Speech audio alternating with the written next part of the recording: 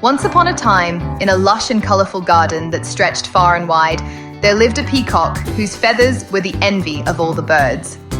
His tail shimmered with emerald greens, sapphire blues, and glints of gold that caught the sunlight like fire. He spent most of his days strutting about, displaying his glorious plumage to any creature that would stop and admire. The other animals often praised him for his beauty, and he basked in their compliments, his pride growing day by day. Nearby, in the same garden, lived a goose. She was plain in appearance, with soft white feathers and a calm, steady gaze. She never boasted, nor did she try to gain attention. Her days were spent swimming gracefully in the pond, foraging for food, and helping other animals when they were in need. Unlike the peacock, she found joy in the simple things and rarely thought of herself. One bright morning, the peacock was perched on a stone fountain preening his feathers when he noticed the goose waddling by. With a smug smile, he called out to her, "Tell me, Goose, how do you bear such a dull life with such dull feathers? Don't you wish you were as magnificent as me?" The goose paused and looked up at the peacock, unbothered by his words. "Beauty is not everything," she replied gently. "It is better to be useful than to be merely admired." The peacock laughed, his voice echoing across the garden. "Useful? What good is being useful when you are so utterly forgettable? Look at me. The king's courtiers visit this garden just to catch a glimpse of my tail. I bring joy to those who see me." The goose did not argue. She merely smiled and went on her way, her feathers rustling softly in the breeze. But the peacock's words continued to hang in the air, heard by the birds and animals nearby.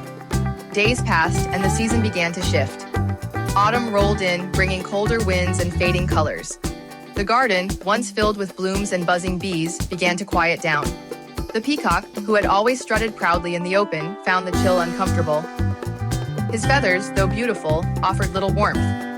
He shivered and sought shelter, but the tall trees had shed their leaves, and his usual perch on the fountain was too cold to bear. Meanwhile, the goose remained unfazed. Her thick, downy feathers kept her warm, and her simple diet was easy to find even in the changing weather.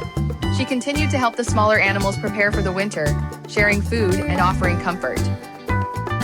One evening, as frost began to creep over the garden, a royal messenger arrived in search of birds to send to the king's winter estate.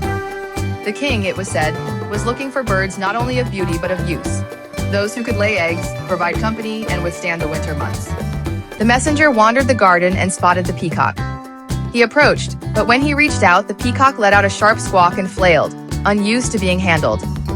The messenger frowned. "Too delicate," he muttered, "and no use to the king in winter." Then he noticed the goose calmly paddling in the pond. When he called her over, she responded politely, showing no fear. The messenger gently lifted her and nodded approvingly. "Good temperament, hardy feathers, the king will be pleased." And so the goose was taken to the royal estate, where she was kept warm and well fed. She laid eggs that fed the palace staff and kept the gardens free of pests. She became beloved not for her looks, but for her kind nature and usefulness. Back in the now frozen garden, the peacock sat alone, his feathers drooping from the cold. No courtiers came to admire him anymore. The flowers had died, the animals had taken shelter, and the fountain was covered in ice. For the first time, he understood what the goose had meant. His beauty, while dazzling, could not protect him from hardship. He had spent so much time seeking admiration that he had forgotten the value of being humble and helpful. As the wind howled through the bare branches, the peacock sighed, remembering the goose's words.